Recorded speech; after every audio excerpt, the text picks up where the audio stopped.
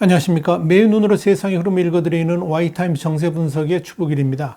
블라디미르 푸틴 러시아 대통령이 2차 세계대전 전승절을 맞아서 러시아의 침공으로 시작된 이 우크라이나 전쟁에 대해서 뭐라고 말하냐면, 미국과 그 앞잡이들이 핵무기로 러시아를 위협했고 그로 인해서 위험이 매일 커졌다 그러면서, 지난해에는 서방 진영이 러시아가 장악하고 있는 돈바스와 크림반도를 공개적으로 공격할 준비를 하면서 러시아를 위협해서 어쩔 수 없이 선제적, 강제적, 주권적 결정으로 긴급 군사작전을 펼치게 됐다, 이렇게 말을 했습니다. 푸틴 대통령은 9일 오전 10시 현지 시간이죠. 그리고 한국 시간으로 오후 4시부터 모스크바의 붉은 광장에서 진행된 이 전승절 기념식에서 이같이 말하면서 우크라이나 전쟁의 책임을 서방 세계에 돌린 겁니다. 푸틴에 이어서 서방은 우크라이나에 핵무기를 도입하려는 등 우리의 안보를 위협했다라고 한 다음에, 서방의 계획은 우리로 하여금 우크라이나에 군사 개입을 하게 만들었다 그러면서 자신의 우크라이나 침공을 합리화했습니다.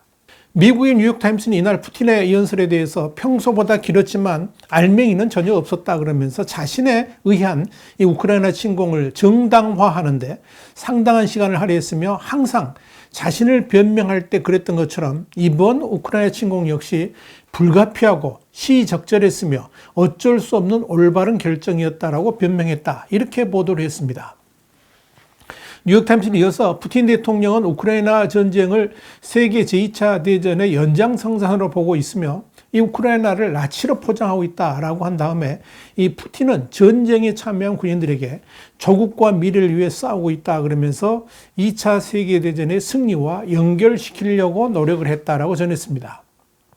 뉴욕타임스는 그러면서 이 러시아는 전승절 행사를 위해서 그동안 국영TV 등의 선전 매체를 총동원해서 우크라이나를 나치로 규정하면서 호전적인 메시지를 내보냈으며, 이를 통해서 우크라이나에서 벌어지고 있는 전쟁 범죄를 합리화했다라고 밝혔습니다. 뉴욕타임스는 러시아가 우크라이나를 침공한 명분은 나치라는 단어에 집중되어 있다 그러면서, 푸틴은 사실 지난 2014년부터 우크라이나의 친서방 정권을 파시스트 쿠데타라고 명명하면서 공격을 해왔는데, 지난 2월 침공 후부터는 아예 나치라는 단어를 전쟁의 명분으로 삼고 있다고 전했습니다. 뉴욕타임스는 이어서 푸틴이 우크라이나를 나치라고 비방하는 것은 그의 잘못된 고정관념과 왜곡된 현실, 그리고 그가 제2차 세계대전에 대한 트라우마를 보여준다 그러면서, 푸틴은 우크라이나 전쟁을 러시아와 악과의 싸움, 나치 독일에 승리했다는 자부심을 애국전쟁 개념으로 몰고 가면서 이 우크라이나 전쟁에 대해서 러시아인들이 적극적으로 지원해 주길 바라고 있다, 이렇게 분석을 했습니다. 한편 이날 전승절 행사에서는 에어쇼를 준비했지만 날씨 관계로 취소됐는데, 원래 러시아 국방부는 이날 에어쇼에서 핵 공격을 견딜 수 있는 지휘 통제기 II-80 둠스데이, 그러니까 최후의 심판이를 포함해 가지고 항공기 77대를 동원해서 공중 분열식을 실시할 예정이었고요. 미그 29 전투기 8대가 이 모스크바 붉은 광장 상공에서 러시아의 우크라이나 침공 승리를 상징하는 표식이죠, 이 Z자를 그리면서 비행할 예정이었습니다. 이날 러시아 전승절에서의 푸틴 대통령 연설은 크게 세 가지로 의미를 좀 정리해 볼 수가 있을 것 같습니다. 그 첫째는 선택의 여지가 없는 푸틴의 한계를 보여줬다는 겁니다. 우선 이날 전승절에서의 푸틴의 연설은 한마디로 퇴로가 전혀 없는 푸틴의 한계를 여실히 보여줬다고 말씀드릴 수 있습니다.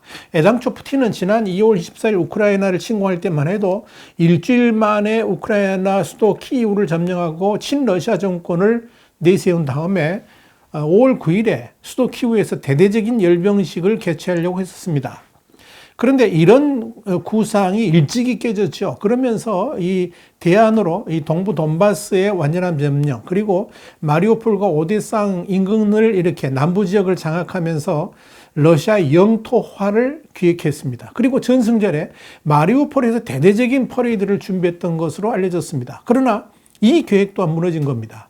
우크라이나 동남부의 완전한 점령커녕 장악했던 지역들에서조차 밀리고 있는 형국으로 변하고 있기 때문에 그런 거죠. 이런 상황에서 푸틴은 러시아 국민들에게 우크라이나 전쟁 개시에 대한 이유를 설명할 수도 없고, 더불어서 70일 이상 진행된 전쟁의 성과를 내세울 것도 없었습니다. 이 뉴욕타임스가 푸틴의 이날 연설 내용이 알맹이가 없다고 평가한 것은 바로 이런 푸틴의 상황을 그대로 말해주는 겁니다. 전쟁 성과도 뚜렷이 내세울 것도 없고, 그렇다고 앞으로 어떻게 하겠다는 결정적인 카드를 내세울 것도 없었다 하는 거죠. 물론 이 러시아군이 지난 4일 말테에 있는 자국의 역의 영토인 칼리닌그라드에서 전술 핵탄두 탑재 미사일 공격 시뮬레이션 훈련을 처음 실시하면서 이걸 실제 쏠 수 있다, 이런 제스처를 보였지만 서방 세계가 여기에 대해서 위축되기는커녕 오히려 우크라이나에 대한 지원을 강화하면서 러시아하고 맞대응을 준비하고 있기 때문에 이날 전승절 행사에서 푸틴이 핵전쟁 카드를 꺼내놓을 수는 없었던 것으로 보입니다. 러시아가 핵무기를 사용한다는 것은 곧 러시아의 멸망과 해체를 의미하는 것이기 때문에 그런 거죠. 당연히 여기에는 푸틴의 종말도 포함됩니다. 그러니까 그런 단어를 푸틴이 러시아 국민들 앞에서 함부로 사용할 수가 없는 겁니다. 이런 한계가 이날 전승절 행사의 푸틴 메시지에 오롯이 담겨 있다라고 말씀드릴 수 있을 겁니다. 자, 두 번째는 이날 전승절 연설에서 푸틴이 가장 중점적으로 의미를 둔 것, 여기 주목할 필요가 있는 바로 전쟁의 명분이었습니다. 푸틴은 지난 2월 우크라이나 침공을 개시하기 전에 대국민 연설에서 침공의 명분으로 가장 먼저 내세운 것이 바로 탈나치화 그리고 탈군사화였습니다. 여기서 탈나치화라는 게 뭐냐면 우크라이나에서 신나치 성향의 인사들, 그러니까 현재의 집권 중인 젤렌스키 내각을 몰아내겠다는 뜻이라고 이 크렘린궁이 직접 설명한 바 있습니다. 페스코프 대변인도 이 우크라이나를 해방하고 이 나라에서 나치주의자, 친나치 성향 인사들을 제거하는 것이다, 이렇게 설명했었죠.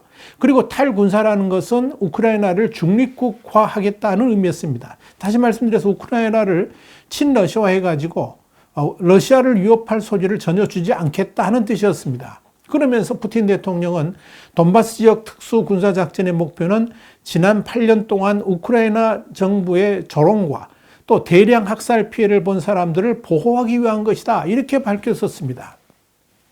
그랬던 푸틴이 전쟁 개시 70여일이 지나도록 전쟁 초기의 목표를 전혀 달성하지 못하게 되니까 돌연 서방 세계가 지난해부터 러시아를 위협했고, 더불어서 돈바스와 크림반도를 공개적으로 공격할 준비를 해서 어쩔 수 없이 우크라이나를 공격했다라고 궤변을 늘어놓은 겁니다. 또한 푸틴은 서방 세계가 러시아를 상대로 핵전쟁을 벌이려 한다 하는 핑계도 댔습니다. 모두가 거짓이고 그야말로 말도 안 되는 왜곡이죠. 어찌 보면 그렇게 대놓고 가짜뉴스를 말하는 것은 그 대상이 러시아 국민들이기 때문에 그럴 겁니다. 그만큼 푸틴은 지금 이 우크라이나 전쟁을 일으킨 것에 대해서 명분도 없고 또한 내세울 것도 없다는 것을 의미하는 겁니다. 그런 궤변이 과연 언제까지 통할 수 있을까요? 이번에는 러시아 국민들에게 공개적인 사기를 쳤다 치고 앞으로 진짜 전쟁에서 푸틴이 원하는 대로 이루어지지 않을 경우에는 그때는 뭐라고 또 현실을 왜곡할지 궁금해집니다. 자, 세 번째. 우크라이나 전쟁은 별 수 없이 장기전으로 갈 수밖에 없게 생겼습니다. 이유는 간단합니다. 이번 우크라이나 전쟁은 이미 푸틴이 패배한 것이기 때문에 그렇습니다. 러시아가 투입한 군사력의 최소 10% 정도가 전사를 했고 부상당한 병력까지 합친다 그러면 거의 20% 이상 손실되었기 때문이죠.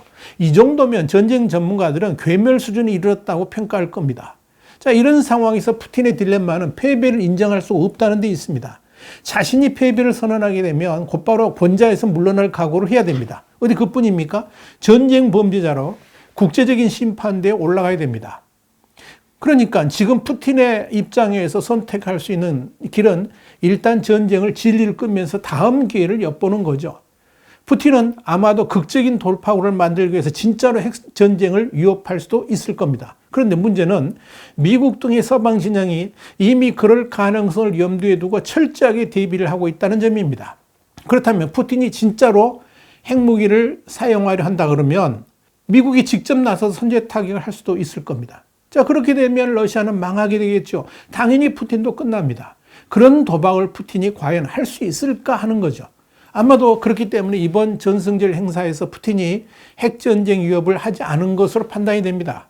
또 하나의 딜레마는 전쟁이 길어지면 길어질수록 불리한 쪽은 러시아라는 겁니다. 러시아를 향한 경제 제재는 날로 촘촘해지고 있고 이젠 러시아의 생명줄인 에너지에 대한 제재도 본격화할 것으로 보입니다. 그렇게 되면 러시아 경제는 버틸 길이 없게 됩니다. 이런 상황에서 러시아가 채무 불이행, 그러니까 디폴트까지 당하게 된다 그러면 전쟁 패배 선언 이전에 러시아에서 폭동이 일어날지도 모릅니다. 아마도 푸틴에게 있어서 전승절 이후 행보는 살얼음판일 겁니다. 자신의 정치 생명뿐만 아니라 러시아의 운명까지 걸린 도박판에서 푸틴은 과연 어떤 선택을 하게 될까요? 반면에 전승절에서의 푸틴의 모습을 바라보는 우크라이나의 젤렌스키 대통령은 의기양양합니다. 푸틴의 연설 직후에 젤렌스키 대통령은 우크라이나가 러시아하고의 전쟁에서 승리할 것이며 어떤 영토도 양도하지 않을 것이라고 그랬습니다. 그러면서 우리는 반히틀러 연합의 다른 국가들과 함께 나치즘을 패배시킨 우리의 조상을 자랑스럽게 생각한다라고 강조를 했습니다. 젤렌스키 대통령은 그러면서 우크라이나인들은 역사상 수차례 영토를 지키기 위해 싸웠고 앞으로도 우리 역사의 한 조각도 주지 않을 것이라고 선언을 했습니다.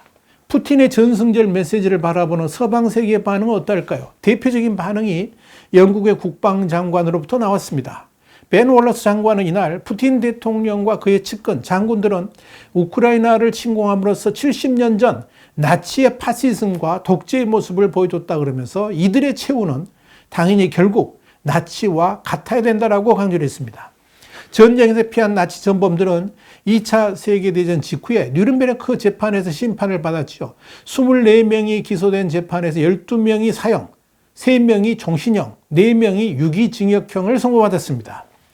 월러스 장관에 이어서 러시아 장군들은 파시즘을 물리치며 더 높은 목적을 위해 희생한 그들 선조의 자랑스러운 역사를 이용하는 푸틴 대통령과 공모했다라고 비판했습니다. 그러면서 이들은 우크라이나와 러시아 양측의 막대한 손실에 책임이 있고 군사재판을 받아야 한다라고 강조를 했습니다. 아마도 월러스 장관의 발언이 지금 푸틴의 러시아를 대하는 서방 세계의 심정을 대변하는 것으로 보입니다. 과연 이런 서방 세계의 의지에 푸틴은 어떻게 대응하려고 할까요? 푸틴의 미래가 궁금해집니다. 와이타임 정세 분석이었습니다. 다음 시간에 다시 뵙겠습니다. 감사합니다.